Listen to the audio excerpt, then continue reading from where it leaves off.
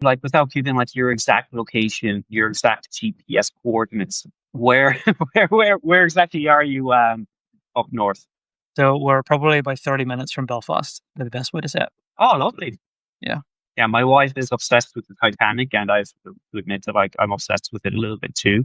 And we really want to like book a trip to Belfast, just to stay in the Titanic hotel, go Mm. to the museum, check out the city, because everyone I've met who's gone to Queen's University, they all say that Belfast is actually a great city, like underrated almost. It is, yeah. I studied at Queen's, and the amount of change has happened in Belfast even since I started studying there, which was like 2006, is incredible. Like it really has changed so much even in that time. So it's definitely worth checking out. So look, whenever I go live just by myself unannounced, I always get say 4 or 5 people. So I'm assuming like most of these people are people who are already aware of you. But just in case any of my gang who might not have crossed paths with you, could you tell us a little bit about yourself? Yep. Sorry, I was getting a phone call there in the midst of that. Yeah. So, my name is David. I'm the owner and writer and editor and etc. of How to Write for a Living on Substack. And also the Solopreneur Stack and David McIlroy Fiction. I'm a fiction author. And I write books, and some of them are on the shelves behind me as well. So, it's cool to get chatting to you today, Peter, properly. Yeah, it really is. So I wanted to just mention real quickly before I get into it, the book that you have out at the moment is called The Empress of Nymph. Am I saying that right? Of Nymph? Empress of Nim, yeah. So Of it's Nymph, Park, sorry. yeah, yeah, no, you're okay. So it's right there on the shelf behind me. It's one of the proof copies of it. And it came out on just the last few days. So I think on Friday, I think it maybe was. So yeah, it's pretty cool to get another one out there into the world. So how many books have you published so far? I published these three that you can sort of see, these two in this side, and then my horror Yeah, I see The Substitute and I see the Soulburn Talisman. okay. And So what kind of books are they? Are they horror fantasy? So these two are part of the same series. So they're like young adult fantasy novels, very much inspired by Ireland and Irish mythology and that sort of thing. And then the one on this side, where see my finger is a substitute and is a horror novel which is set in the US. So I have another novel coming out later this year, and then hopefully two more next year. So kind of working flat out of those things at the minute. Yeah. Okay. So I wanted to ask you, when did you first decide to be a writer? So it's kind of like it's one of those things you say when you're younger, but then you go off and it's like saying I want to be a fireman. And sure, people become firemen, but it's like a cool job, you know what I mean? Was it something that you tried at university, you tried getting a job, and then you said, no, I'm going to go to writing, or has it always been writing? Mm. I was one of those kids who I think bounced around from like every occupation imaginable. I probably did want to be a fireman at some point. I wanted to be an artist, an architect, like a paleontologist because I love dinosaurs, all that sort of stuff. But I always wrote from whenever I was a kid. Like I just loved writing stories, and that kind of managed to sort of stick in the midst of everything else. And then I did English at university and studied creative writing whenever I was there. And I did youth work for a few years after that. And then I kind of came back to writing maybe about 5 years ago. And that's when I started actually trying to write my own novels as well. So bit of a roundabout journey, but I got there in the end. Yeah, it's such a daunting thing, the word novel. I'll get to that soon. So what was the first piece of work that you actually published? Was it at a local paper? Was it at university? Was it online? What was like the first actual thing that wasn't a Facebook post that you put out there as a piece of writing? So I think the first thing I wrote, which was online, was probably like a movie review because I had this little GeoCities movie review website I used to run personally, and I would post reviews of movies, and they're probably absolutely awful to come back on them. But I think that was my first sort of foray into writing stuff online. And then I think when you mentioned newspapers as well, I'm pretty sure I wrote a couple of movie reviews in my local newspaper as well. I probably gave away massive spoilers for the movie that I reviewed. I probably annoyed a few people who read it, but I think that was my first sort of step into actually publishing stuff. That's awesome. Okay, Henrik, I'm going to take a note of your question and I'll come back to it later, pal.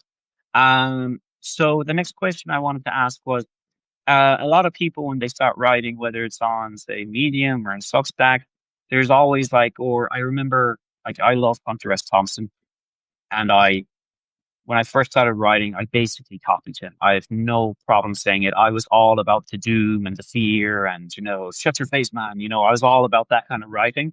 Um, but eventually you do find your own kind of rhythm and your own voice. But one thing he always kind of used to talk about was every writer or every reporter had the novel, stored away under the desk that they were working on. Um, okay, look, we all know is like you just write the bloody thing. But is there something else besides the actual act of writing and editing that you need to get into your head? Like, are there other things you have to sacrifice? Like, I'm not doing this for 3 months until this is completely done. Is there anything you can give people like myself? Is a very selfish question that can help. Not a selfish question at all. I run a podcast where I basically just interview people and try to get information from them. So I totally get that. No, I think the thing you have to kind of be willing to sacrifice, I guess, is your time, obviously, but then as part of that, your routine. So I think a big aspect of actually writing a piece of fiction or anything that's like beyond just a few articles or whatever, that's going to take a lot of time is being willing to change the way you live your life essentially for a period of time or maybe just perpetually going forward. So for me, for example, the change I made was sacrificing my morning routine from just getting up and having breakfast and watching TV and then going about my day as a solopreneur to actually getting up and before I did anything else, just writing for like 2 hours in the morning and with a cup of coffee. So that was a major change. And I can honestly say that the books behind me there would never have been done if I hadn't made that change. That was how I got them. I got them done in the first place. So I'm pretty sure I ripped that advice straight from Stephen King at some point. He said about taking that time and setting aside a couple of hours every morning, and that's what he did, and I just copied it, as you say, and that's how I got there. So the biggest thing is just be willing to change your routine, I think. Okay, so that's good advice. The next question I have is, um, when you're writing a book, this is another selfish question, by the way. When you're writing a book, how far into obviously you have the outline for the story, everything, but how far in, say if you know the end and maybe you're on your second or third rewrite, how far in do you give it to someone else? Because there are times when you're writing something, whether it's an article or a long essay or a novella, where you're like, am I going in the right direction? Do I need another set of eyes in the middle of the second act to say, where are you going, pal? Or like, yeah, that's pretty good. Go that way. Mm. Or is that a bad idea? No, not at all. So first of all, my writing style is very much leaning towards pantser. So like pantser or planner. So I never know the end of a novel when I start writing it. For sure, I've got a general idea. I can sort of picture things as scenes, like I'm watching a movie, but I never can say exactly this is how this story is going to end when I start it. It's just my process, and because of that, the characters tend to drive the narrative more than anything else, and it makes the novel more organic most of the time, and the decisions that the characters make feel more natural than me trying to shoehorn them into a certain plot line. But I guess, what was the original question there, Peter? Sorry, totally. So the original question is like, say if you're say in the middle, it could be a rewrite, it could be your first Oh yeah. run through. When should a second pair of eyes come in? Should it wait till the whole story's finished? Or, for example, if you're in like halfway through Act Two and you're kind of like, do I want to go another month continuing this when I'm not sure? I know it'll be awesome, but I'm still not sure how the audience will receive it. Like it could be awesome to you, but you got to sell the damn thing at the end of the day. Yeah. So, in terms of someone actually reading like an entire draft of the novel, that doesn't happen until it's totally finished. The only person I maybe bounce ideas off is my wife, and like for her sins because she's stuck with me. So I'll end up talking to her about it like quite a lot and that, and saying I'm writing this scene. This is what I'm maybe gonna do. What do you think? But generally, in terms of the actual complete story, she's the first person who'll see the finished thing. And then what I'll do is I'll maybe do like another draft or two myself personally, based on her feedback. And then I'll give it to a few beta readers to read. So a few trusted sources who've read stuff Mhm. before of mine, give them a chance to read it, get their feedback, and then I'll kind of go from there in terms of developing the story further. Okay, so you mentioned music. One thing that I like to do personally is like if I'm on a walk and well, if I'm switched off, I'm switched off. I'll listen to music or just not anything. But if I'm thinking about where I want to go with an article or the project that I'm working on, I always listen to movie soundtracks. Mm. And they always come, it's never something cool like Game of Thrones or, Hans Zimmer. It's always something from Disney or the Lion King, even if what I'm writing is quite dark and heavy. There's something about classic Disney music that really helps you kind of like not plan a murder or anything, but like a heavy psychological kind of thing. Yeah. Really helps you kind of like, oh, and then he says this, and then she will say that, and the music swells, and then there's that moment, and it kind of I'll be walking around in circles replaying that like soundtrack, until I have it all back in my head, and then I'll run home and I'll write those like 3 or 4 pages. So how does music play a part like for you? So, I used to listen to music a lot more than I do now. Kind of like weirdly phased out of listening to music the last few years. But if I need to get myself in the right mindset, like say I'm writing fantasy, I'll kind of do a similar thing where I will listen to like like fantasy ambience kind of music on YouTube and just put something on the background. It's not necessarily a soundtrack of a movie. It's maybe just like a loop of like 3 or 4 hours of fantasy kind of music to kind of get myself in that mindset.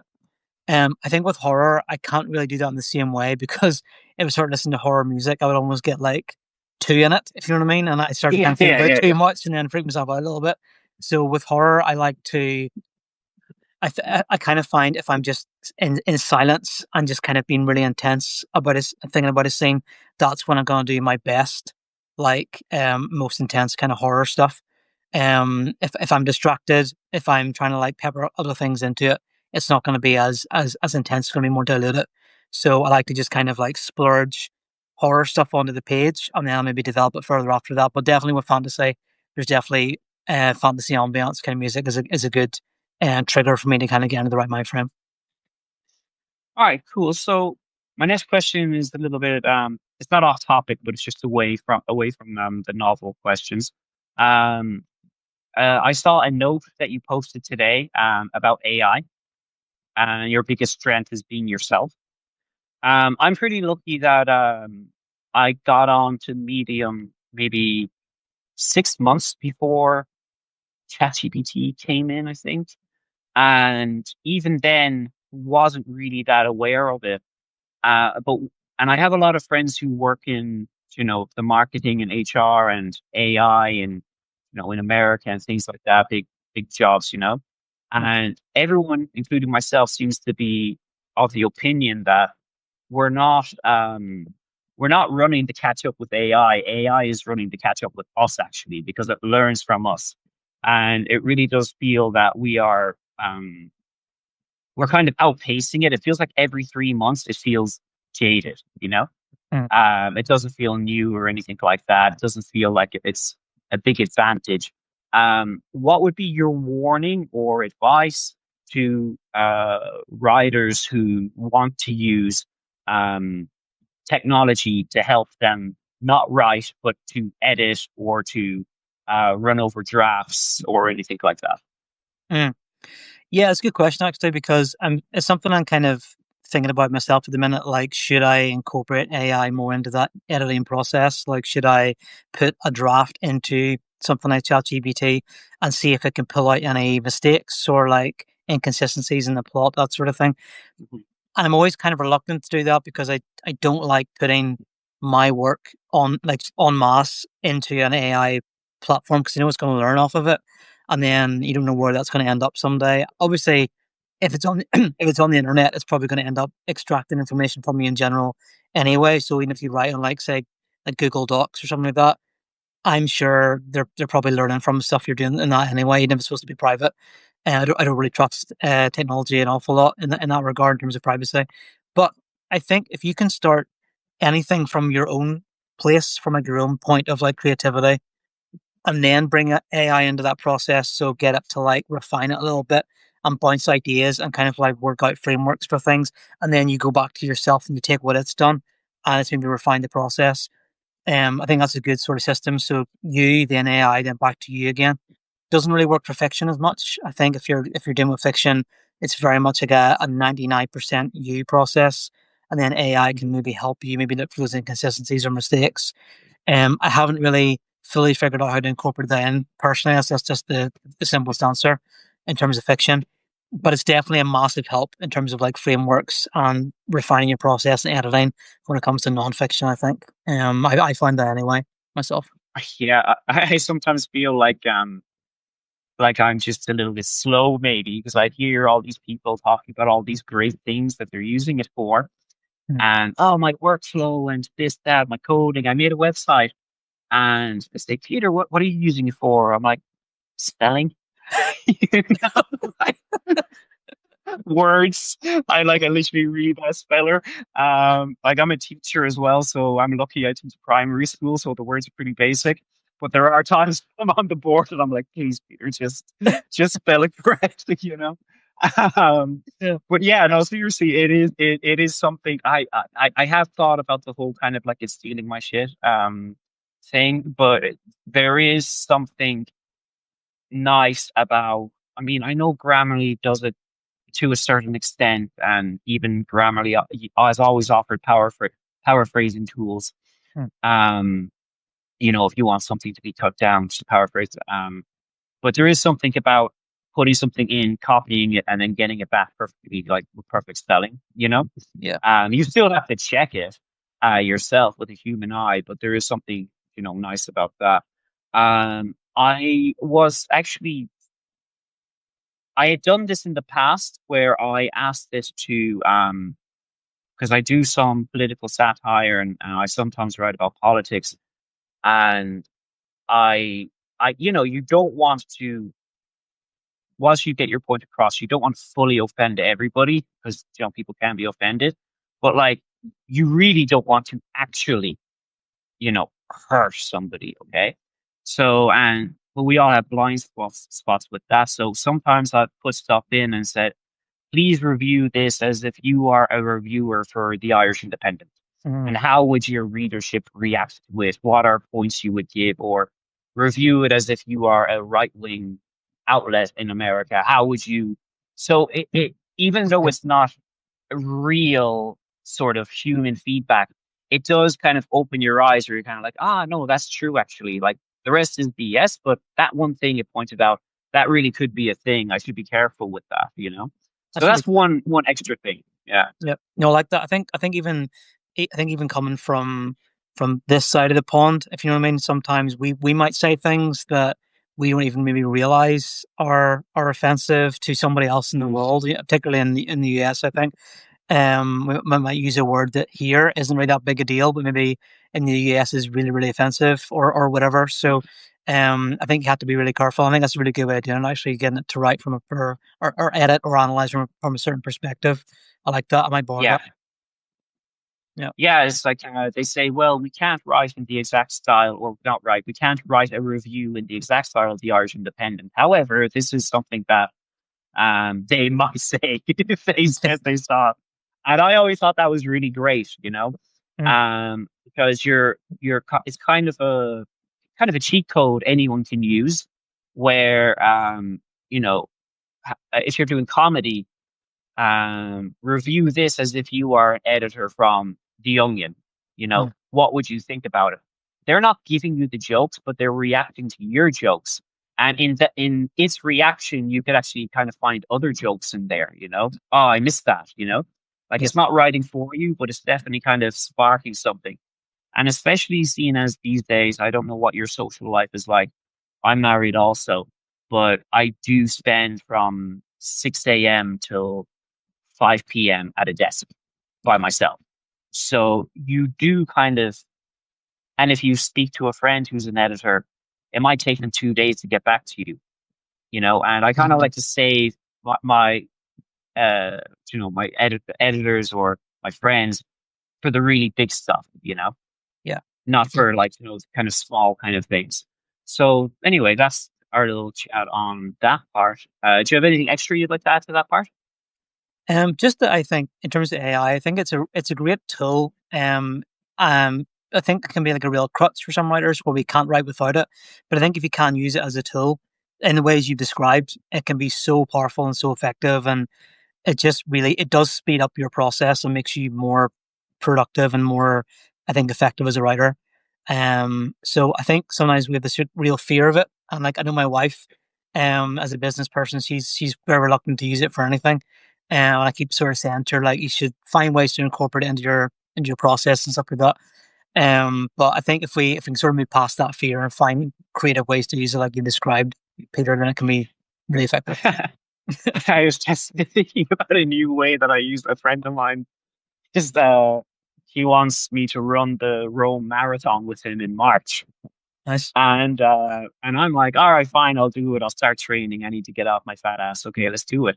And the so I've been training for the last uh, 3.5 weeks, like running training and going for walks and stuff like that. And I have my thing open on ChatGPT. Rome marathon, do it, eat pizza and beer. Like my thing is like when I finish it, you have to have a pizza and beer in Rome. So great for the first 3 weeks, but the thing is you have to keep it informed because I was snowed under with work and couldn't do anything for 1 week. And I came back in and says, okay, what's today? And it doesn't know that you took a week off. So it's kind of like, oh well, today's your 20-kilometer day. I'm like, no, no, no, no, no, no. So like you say, it can be a crutch where if you're the one filling in the blanks and it says, oh, today's your 20-kilometer day, even if you didn't take like a 2 weeks off, you can still kind of, or a week off, you can still kind of say, well, actually, no, it's actually really Tuesday, not Wednesday. And so it's still down to the person to have some discipline and actually do something. Yeah. All right. So I thought, what Peter, was I going for to say? for a second there, I thought you meant that you had a pizza and a beer after every single run, and I was like, you're definitely not going to be getting to do the road I marathon now. used to back in my 20s, I could do that, man. But for some reason now it just doesn't work. No, it It's doesn't work. weird. Same for me. It doesn't work.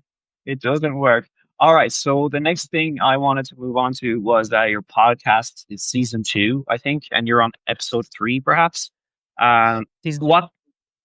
Oh, yeah. Oh, season 3. The so for people who aren't aware, what does your podcast offer that maybe they might not find in the newsletter? So, the I think I mentioned earlier, the podcast really is a chance for me to bring people on and just kind of ask them deeper questions about stuff and just kind of get their honest reaction, to their writing business and their writing process. And I find that in an actual conversation, that's whenever the real meat is going to come out, from what someone thinks about something, because they might not have articulated it in an article before or in a piece of their own content or even in a piece of my content if I'm writing it. But whenever you have that like that back and forth conversation bouncing off each other, you get those real insights into stuff you might not have got otherwise. So if you are interested in going a wee bit deeper into the stuff that I'm writing about at the minute, then the podcast is a really good chance to do that and just to kind of hear um directly from these really, really great writers and creators who are in some cases making millions of dollars a year in what they do. It's really cool to just hear it directly from them, Oh, $1 million a year. Wouldn't that be nice? wouldn't it? Yeah, I think no, seriously, it would be. It really would be. I'm not um eh, I'm not one of those who would say oh well, it's time for the yacht and you know I'm buying Dublin, so I'm not like one of those, but like I really do feel, or I like to think that I would do this, that if you put in enough work and you maybe not millions of dollars, but made enough, um, that anything extra that doesn't go towards family or savings or retirement, that would go back into your writing, you know? Not that you need to throw money at the keyboard, but maybe if you always wanted like an actual space, you know what I mean? Maybe for me, it would be a garden, perhaps. Maybe find a bigger place with a garden, or maybe a nicer chair. It's just small things like that. But for you, look, I know you've been very successful online and you've been published and everything. But for you, do you view it that way as well? Where it's like, is there something like not a yacht or a holiday, but something for your writing space that you would love to have? Mm. Yeah, I think my wife and I are both with quite simple tastes with stuff. Like we're not really big spenders on things. We don't really like splash the cash that much. We like going on like holiday and we like our like simple treats and that sort of thing. But I think very much for me, as long as I have what I need, which is just the basics and simple pleasures in life, I'm usually fine. In terms of writing, like I just like to keep my equipment up to date, and if I can have just a comfortable writing space, like right now I'm in like the spare bedroom of our house. It's just where I do all these kind of things from. I'd love to. We're actually moving house relatively soon, which is fun. So I'm hoping to maybe develop more of an actual study like writing area in our new house. Mhm. But it's still going to just be kind of like a corner in some rooms. It's not going to be like the whole big thing. So I think for us, for my wife and I, if it's simple and it's sustainable and it makes us happy, that's more than enough. And you mentioned things like a garden and stuff like that. Like we have a small garden now, we're gonna have a bigger garden soon, and that'll be really good fun for the dogs and stuff like that. So simple pleasures, Sure. Peter. You know, Do you have dogs? we have two dogs. Yeah, What are they? one's a golden retriever and one's a cockapoo. So they're a handful, and the golden retriever spreads a lot of hairs constantly everywhere. So he's probably going to burst through that door in a second because it's nearly dinner time for him. So he's done that before Yeah. during the call. Well, I won't hold you. I won't hold you Oh, you're okay. You're okay. too long. I'll just ask a few more. Yeah, we're trying to move apartment. I think we're trying to move in December because that's when the rent increase happens. Mm, So if we move in December, we kind of miss that window of having to pay more in January when the minimum wage goes up here. I live in Turkey, so every year it's like fluctuating. Um, okay. so we're really excited about that. We're looking to move next to the park, so hopefully we find somewhere. If not, we're very happy here. This is where I do everything. So literally, I don't know if you can see it. My wife loves to paint and to do embroidery, but she also likes to like get movie posters from The Office. So I think it's like threat level midnight. It's Oh, I love it. yeah. So I love it. yeah, there's like everything's up there, everything. And my students are always asking me what's up there, and I'm always afraid to like bring the computer up to show them because I never really check. Like it could be, I don't know. So anyway, I wanted to ask, you mentioned travel. You Yeah. mentioned travel. Um, can you tell me like your top three destinations? Mm. Well, first, Actually, we're talking about writing. Top three destinations for a writer. oh, right, okay. Not just in general. Okay. Um, so first of all, I'm a huge Office fan as well, so it's cool to hear that you are as well. So as a writer, do you mean the places I've written, places I've gone to and written? Is that what you mean? I would say most inspiring, most enjoyable. I'll give you an example. I went to I love Italy, I love Tuscany, I love Portugal, but I have to say that there's a small fishing village in Turkey, or Turkey is it is now, where we went to last year, and there was just something about it, you know, it's Mm. beautiful. Yeah. Yeah, so for us, Canada was a really amazing holiday we went on, and I found it really inspiring. I'm sort of like latched onto it in my mind now. I can't really shake it. I just loved it. It was so cool. And actually, the book I'm writing right now, which is my next horror novel, is set very much in the area that we visited. So that was a big decision for me. Like 'cause I don't normally do that kind of thing. So I set it with somewhere I've actually been. I loved Italy as well. You mentioned Italy. We've been there a few times, and I got the chance to go there while my wife was doing like photography retreat because she's a photographer. I got to just go and sit in like a little B&B near the Dolomites and just write for like a few days, which was amazing last year. Loved that. And somewhere else we've been to where I've written. I think Scotland. Obviously, it's not very far away from where we are now, but we visited like I've a. never been. You've been to Scotland. We Mm. visited like a manor house in the Highlands. We got the chance to go there for a week one time, and I just got to get up in the mornings and write. And literally one morning, I was sitting writing at the table, and I looked up, and it's a deer was just standing looking through the window at me, like just right there. So that was like a real moment that kind of stuck with me as well, and love to go back That's to nice. Yeah. experience that again at some point. Yeah, but yeah, Scotland's amazing too. I'll tell you where I've never been. I've never been to Northern Ireland. Really, Hmm. that's incredible. And I say that with a lot of shame.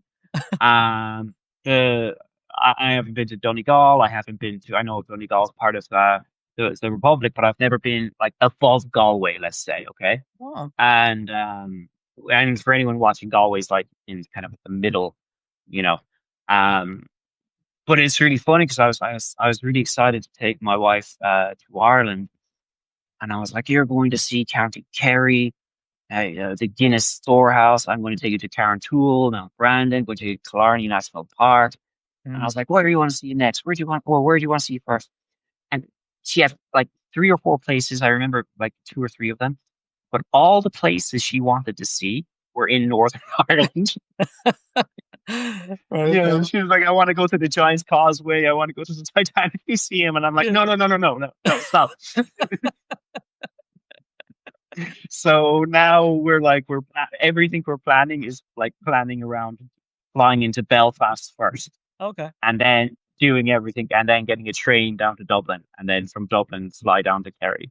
Yeah. So that's the plan now. Well, Yeah, but I think it'll be well worth it. yeah, yeah. That's the best thing about this island in general. Like, it isn't really that big, so you can see Mm. most things in Northern Ireland within like a couple of days. The major sites. But yeah, like what you mentioned, obviously where you're from, like down in Kerry and Killarney and stuff. It's just an incredible part of the world in general. Like, it's absolutely stunning, and like I think any chance we get, we'll definitely go back down there again and spend a few days at some point. Yeah, I do. My father works in the Rose Hotel, which is the hotel that hosts the Rose of Tralee every year. Mm, So go down there. It's a lovely place. Good mm, spot because Trelee's pretty central in the county. mm. So you can just put a base up there. It's a great little town.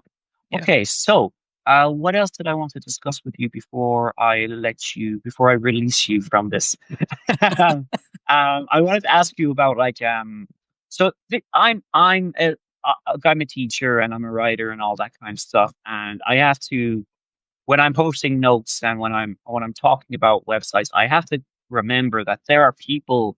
I take Substack seriously. Don't get me wrong, but there are people on here who like they're down. They're like, this is it, okay? And Mm, uh, I may not care if I lose a subscriber or whatever, but there are people who genuinely take it to heart. yeah. Is there some piece of advice you can give, especially younger writers? I mean, everyone deserves like compassion or empathy, but like especially younger writers who might lose they might say the wrong thing and then lose 10 or write the wrong thing and lose 10 subscribers. Is there something you can tell them about that? Yeah, I would say it's almost never personal. People unsubscribe from stuff all the time, and it can just be like a coincidence in terms of timing. Like, you might send out an email, and you might just get someone at the wrong time, or their inbox is overflowing. They're just trying to trim things back a little bit. Even if you lose paid subscribers, it's kind of the same thing. Like, it just maybe just is the right time for someone to step back from your paid tier as well. So unless you're literally going out of your way to offend people and you are writing stuff that's really offensive, it's Mhm. probably not going to be because of what you've written or what you do or you as a person that they unsubscribe. So it's just a fact of life. You're gonna lose subs. Yeah. I saw Brandon Elrich. I don't know if you know him. He wrote a note the other day asking if he should have like separate sections Mm. for his podcasts or for his writing, or I'm not sure exactly, but he mentioned separate sections. And of course, I joked that says, "Don't ask people what they want; just give it to them." But seriously, but like I don't know as much as you. But seriously, though, is there something that Substackers can do to mitigate like sometimes we do want to write some poetry and sometimes we do want to write, or should we kind of be a bit more grown up and kind of niche down? It's like, look, if you're going to be in comedy, do your podcast on comedy and your newsletter on comedy, or, I'm not sure how to word it, but maybe you do. Yeah, I know what you mean. You can create different sections, but I think if you're going to write about like wildly different things, like if you're going to write about like writing advice on one side, but then you're going to write like poetry on another, it's very very hard to kind of get all that stuff to blend together under people's interests. So in that instance, I'd say it's better to just have a different publication for that sort of thing. If you're passionate enough about it, and you can definitely allocate some time towards another publication as well. If it's a wildly different topic, then just create something new and don't try and mash them all together under one umbrella. Oh, he clarified. He said separate section for live videos. Mm. Same answer. Uh, if the videos are about if they're covering the topic that your publication's under, then you can keep them together if you want to. But if it's just a couple of people having a yarn, like we're maybe doing here now, and it's maybe not just as focused maybe on what you're talking about in your publication in general, then you can create like a different section, or you could just do your own thing entirely and have a different publication if you want it. Okay. Um, Last two questions. We've seen like a huge growth, say, from Instagram in the last 15 years. TikTok has taken off in the last 7 years, perhaps. Facebook has changed into a marketplace. You know what I mean?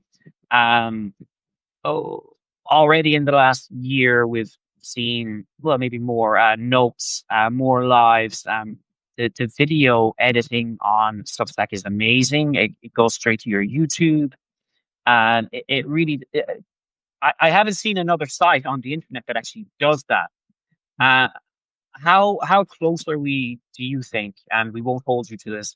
And also, it might be kind of good, maybe encouragement for people to take it more seriously. How close are we to seeing like a huge influx coming in? You know what I mean? Where we see people who are maybe on 30,000 subscribers becoming the next thing when it comes in because they're going to be most visible, and people who are on, say, 300, like myself, maybe going up to 9,000 subscribers. You know what I mean? Where there's more people coming in, there'll be a big boost. Do you think that's around the corner?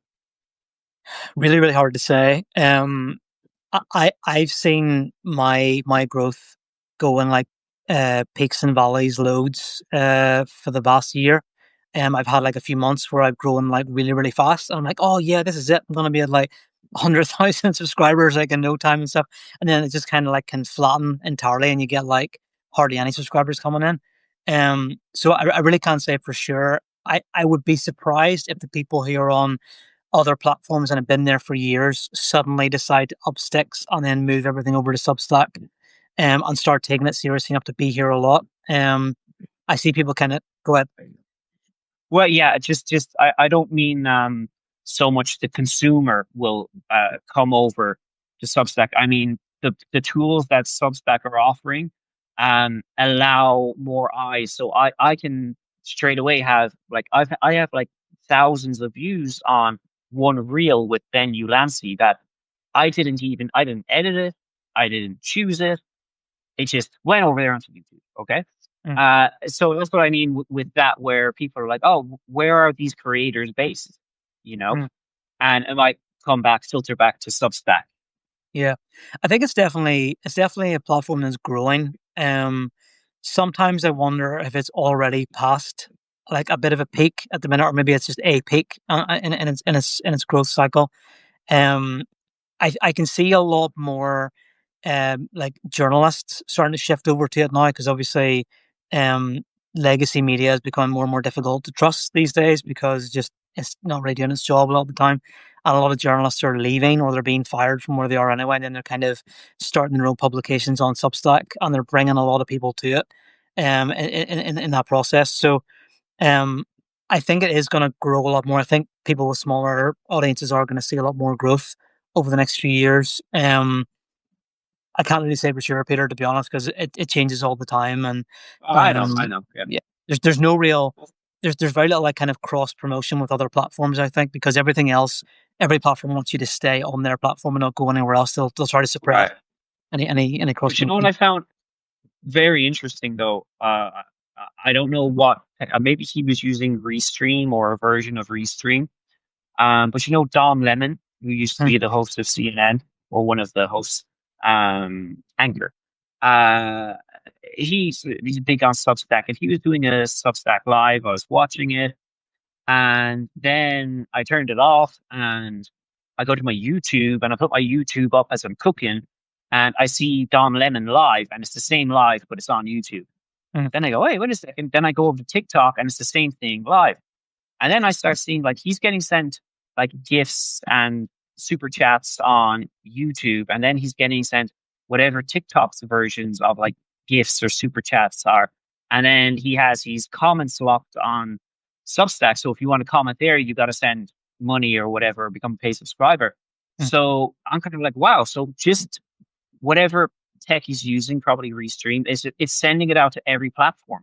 And I know that that could have been around for a while, but for so long, you know, people are either a YouTube hit like Casey Neistat, like they are YouTube, or they are a TikTok hit like I don't know, a TikToker.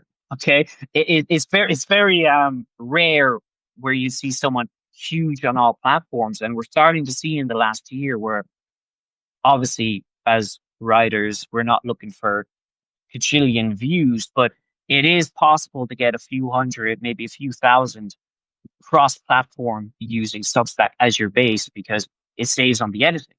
Yeah, yeah. No, I think that's a big thing. Now, I think the video is very, very. You can record a video and just kind of put it anywhere. It doesn't really matter so much about Mhm. like writing doesn't really translate as effectively on other platforms because all platforms now have a video component or they're entirely based on video. So I think if you make more video, it's definitely easier to like intersperse it across the internet. And I'd always encourage people to, if they're creators or writers, to try video at least and do a little bit of it if they can, because it helps to create that connection and build your brand online as well. Yeah. All right, cool. So it's getting close to tea time. So I'm just gonna. I promised Henrik I would look at his question. So let me just scroll back in. I'll go down. Henrik said, "Hi, you two. Great to see European big idols. Um, David, I followed you for some time now. How do you keep up writing and getting new ideas? So, how do you keep up with all the writing and getting new ideas? Yeah. Well, thanks for the question. Thanks for following. If you're talking about just like nonfiction sort of stuff, so like how to write for a living, the ideas that I get tend to just come directly from my audience. So I'm always going to look out for signals within my audience base to see if they have struggles, if they have concerns, if there's things that I could genuinely create or write to help them. So that's kind of what I'll base that on almost entirely. I used to just kind of write whatever I wanted to write, and then I realized that that's not really a good idea because if you're trying to help people, you need to see what they actually need help wise. In terms of fiction, it's more difficult to kind of explain that, but an idea will come to me sometimes just fully formed. Like the book I'm writing now, and I'll just write it down somewhere in like a note, and then it's kind of there, and I can come back to it at any point, and that's like an ever increasing file of ideas that I can kind of dip back into. But yeah, ideas come to me just usually from an instance, usually from something that happens in life. Like one of my books, it starts off with a bunch of people, who come out of a movie screening in the cinema, and everybody in the cinema is gone, and then everybody else outside is gone as well, and they don't know what's happened. And that actually happened to us in real life during the pandemic. We came out of seeing Tenet at the time, and my wife and I came out of the screening, and everybody in the entire cinema was gone, and we thought we were like locked inside. It was really, really strange experience. But that kind of became the basis of a novel. It's a good Um, premise. yeah, yeah, and it started from that point. So yeah, like real life events like that tend to be real springboards for fiction, but then non-fiction tends to just be looking for signals in my audience. Yeah. Okay, cool. One or two more. Some guy called Victor Cardenas, don't know who he is, says the 1912 plus 5 soundtrack is amazing. For walks, it has improved my concentration and focus. Thank you, Victor, for that. I'm sure you don't need to answer his question, please. He's just some guy. Um, Someone in America told me, yeah, so Henrik's talking about the Henrik's talking about how miscommunication. So that's back to the chat GPT, making sure it's off. See, I'm friends with funny people. So the questions are insightful. um, Love it. oh, what does Brandon say? Brandon says, I'm okay. No, never mind. Guys, I really wanted this to be a serious talk, and all my weird friends show up. Brandon, aim higher, a gazillion. Okay, thank you. All right, fine. All right, thank you, David, for taking the time out to talk to me. It was really nice, really appreciate it. Check out his book. I'm going to say it again, the Empress of Nim. Okay, right? That's it. Okay. I'm going to get it too. I promise you can hold me to that. And thanks so much for dropping by. Thanks, Peter. Really good to be here and good to meet you face to face. Good to meet you too. Bye bye. See you soon. Bye bye. Victor says, really enjoyed the Discord. Be quiet, Victor.